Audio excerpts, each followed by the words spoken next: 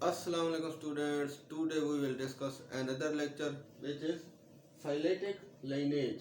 Phyletic lineage क्या होता है, इसका हम लिटरल मीनिंग देखते हैं, तब हमको इसकी समझ आ जाएगी। Phyletic का मतलब होता है एवोल्यूशनरी। एवोल्यूशनरी मतलब चेंज, तब्दीली। एंड लाइनेज का मतलब होता है अरेंजमेंट। तो हम अब इस अरेंजमेंट को देखेंगे, यानी कि वो तरतीब कौन सी थी जो जानदारों में यानी कि आहिस्ता आहिस्ता तब्दीलियाँ आती रही, यानी कि जानदार सिंपल से कम्प्लेक्स किस तरह बनते गए। आज हमने उन तब्दीलियों को डिस्कस करना है, यानी कि एवोल्यूशनरी अरेंजमेंट देखनी है, यानी कि उन जानदारों का हमने शिजराए निसब देखना है, उनका ख़ानदानी सिलसिला देखना है। अब देखें ये फिलेटिक लाइनेज किस तरह है। एज फॉर एग्जांपल हमारे पास एक जानदार ए मौजूद है, तो उससे दो जानदार पैदा हुए, और नेक्स्ट उनसे मजीद जानदार पैदा हुए, तो उनसे और जानदार पैदा हुए, यानी कि जानदारों से और जानदार पैदा होते गए।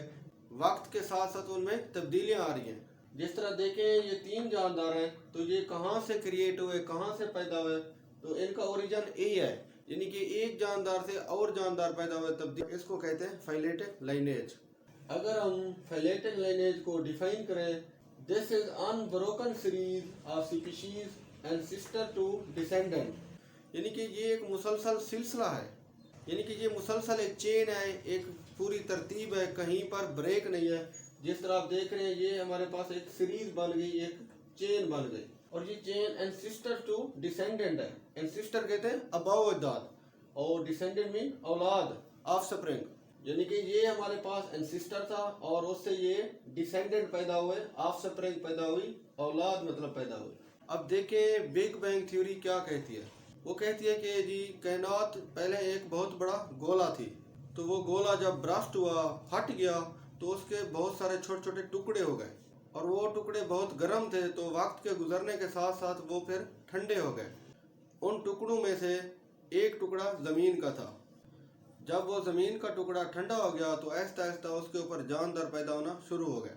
जो सबसे पहले जानदार पैदा हुए थे वो बैक्टीरिया थे, और ये यूनिसेलुलर प्रोकैरियोट्स हैं, यानी कि बैक्टीरिया में फिर आहिस्ता आहिस्ता तब्दीलियाँ आई, तो उससे मल्टीसेलुलर जानदार पैदा होना शुरू हो गए।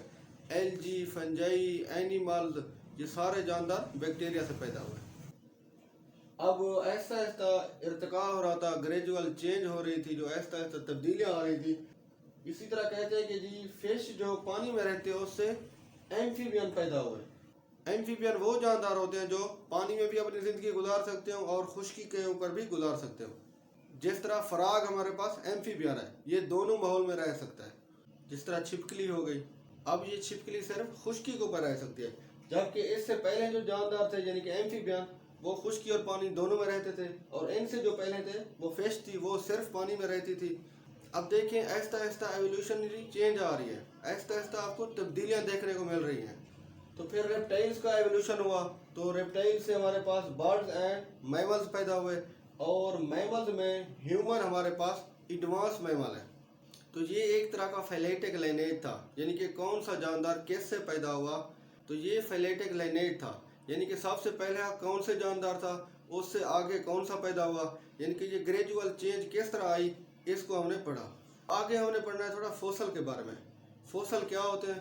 फोसल असल में डेड रिमेन्स होते हैं, ये मुर्दा जानवरों के बकाया जात होते हैं, यानी कि हज़ारों साल पहले जो जानवर थे वो आहिस्ता आहिस्ता मरते चले गए, और वो पहाड़ों की तह में यानी कि सेडिमेंट्स में जमा हो गए, कि वो पहाड़ों की तह में दबते चले गए, तो उनकी जो हड्डियाँ होती हैं उनको हम फोसल कहते हैं।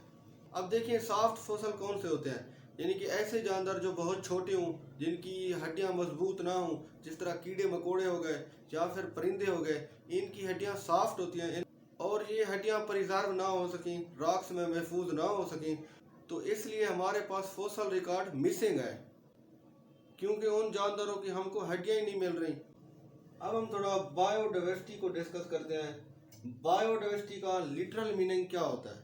Bio mean life and diversity mean variety, यानी कि जब जानदार वैरायटी में मौजूद हों, बहुत सी अकसाम के जानदार मौजूद हों, तो उसको हम कहते हैं बायोडाइवर्सिटी। इसी तरह साइंसदानों का अंदाज़ा है जी कि इस दुनिया में जो टोटल स्पीशीज़ है वो तकरीबन 5 से 30 मिलियन है। इन अदर वर्ड हम कह सकते हैं यानी कि 50 लाख से 3 करोड़ अकसाम के जानदार इस दुनिया में पाए जाते हैं। 1 million is equal to 10 lakh. 1 million में 10 लाख होते हैं, तो आप ये अंदाज़ा लगाएं तकरीबन ये 3 करोड़ तक उनकी अक़साम बनती हैं। लेकिन वो स्पीशीज़ जिनका अभी तक हमको पता चला है वो तकरीबन है 2.5 मिलियन, या इन अदर वर्ड्स हम कह सकते हैं कि 25 लाख स्पीशीज़ की जानकारी हो चुकी है, 25 लाख स्पीशीज़ की रिकॉग्निशन हो चुकी है, उनकी पहचान की जा चुकी है। अगर हम परसेंटेज को देखें कि ये जो जानवर मौजूद है कि कौन से जानवर कितने परसेंट है, अगर हम इंसेक्ट की बात करें तो ये 53.1% है, यानी कि आधे से भी ज़्यादा ये इंसेक्ट हमारे पास मौजूद है, मोर देन हाफ है। इसी तरह वेस्कुलर प्लांट ऐसे होते हैं जिनमें जैलम और फ्लेम मौजूद हो, तो ये कितने परसेंट है इस दुनिया में? 17.6%। इसी तरह एनिमल्स की अगर हम बात करें तो ये हमारे पास 19.9%, and algae, fungi, protozoa, prokaryotes ये 9.4% है। अब यहाँ पर परसेंटेज दी गई है, देख सकते हैं आप, इंसेक्ट की, वेस्कुलर प्लांट्स की, एनिमल्स की, एंड एल्गी, फंजाई, प्रोटोजोआ, इन सब की दी गई है। अब अगर आप ये एग्ज़ाम में बना दे तो एग्ज़ामिनर पे अच्छा इंप्रेशन जाता है।